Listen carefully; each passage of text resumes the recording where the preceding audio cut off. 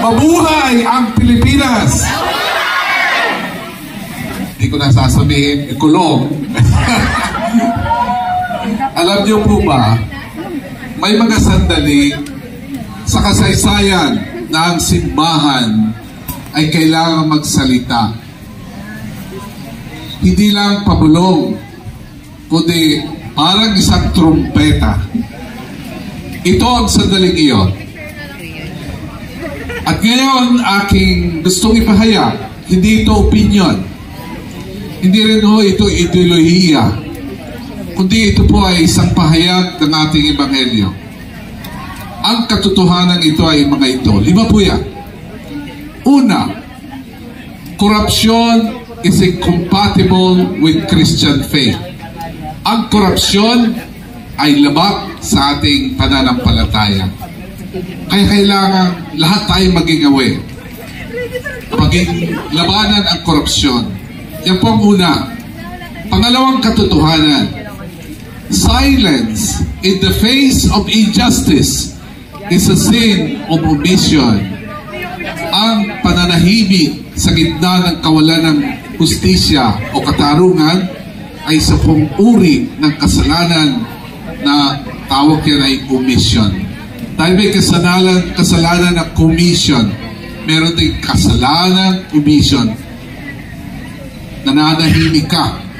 At ang pangatlo, tolerating corruption is cooperating with evil.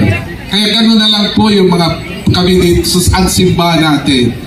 Hindi natin kayang i-tolerate ang korupsyon sapagkat kapag tinolerate natin, parang sinasabi natin, nakikipagsabuatan din tayo sa kasamaan.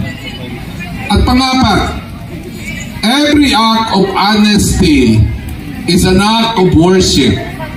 Sa bawat gawain daw natin na may katapatan, matapat, para din diyang uri ng pagmamahal sa Diyos at pagmamahal sa kapwa, isang uri din yan ng pagsamba. Akala natin ang pagsamba lamang ay pupunta ka sa simbahan, luluhod ka. Yung palang pagiging honest ay uri din ng pagsamba sa Diyos at pagmamahal sa Kanya, pagmamahal sa kapwa. Kaya maganda na magsimula tayo sa ating mga sarili na maging tapat at hikayatin natin ang ating mga pinuno na maging tapat din sapagkat iyan din ay isang uri ng pagmamahal at pagsamba sa Diyos. Ikalima at panghuli na, every citizen who stands for truth becomes a prophet of hope. Sino bang mamamayan ang naninindigan sa katotohanan ay mga propeta ng pag-asa. At nakikita ko sa inyo lahat ngayon, lalo na sa mga kabataan na nakisama ngayon, alam ko at pakiramdam ko na meron rin tayong pag-asa sapagkat itong mga kabataan ito ay may mga say din, may mga boses din na naramdaman natin kanina sa pagmarsa natin. Nakikita natin ang lakas ng boses nila at palagay ko pagpapatuloy nila yan upang ang katotohanan ay mananatiling totoo at hindi siya nasasapawan ng kasinungalingan. Mga kapatid, hindi ko na masyado apat kasi gabi na tayo. Tayo ay tinawag ng Diyos hindi sa pagiging perfectong bansa, kundi sa pagiging isang renewed and courageous Philippines. At sana naman hindi na tayo matutulog. Mulat na tayong lahat.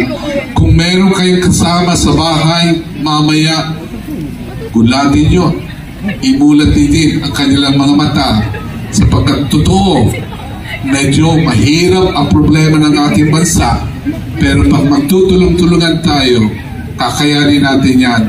Ito pong ginawa natin na paradang ito, na aktibidad na ito, ay in collaboration with the November 30 Trillion March. Alam ng simbahan na hindi tayong lahat makakapunta doon, pero magpapadala po tayo ng delegasyon para makisama Pero hindi tayo makakapunta doon, kaya eto na, ginawa na natin. Ito daw po ang bagong uri ng people power.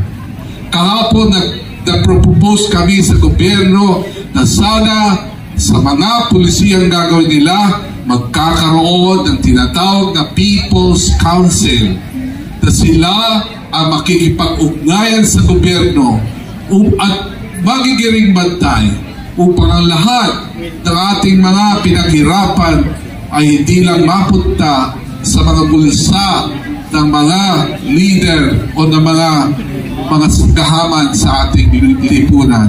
Ang sigaw ni Father Tonton, ano yun? Kurakot, kurakot, hanggang kailan. Maraming salamat po.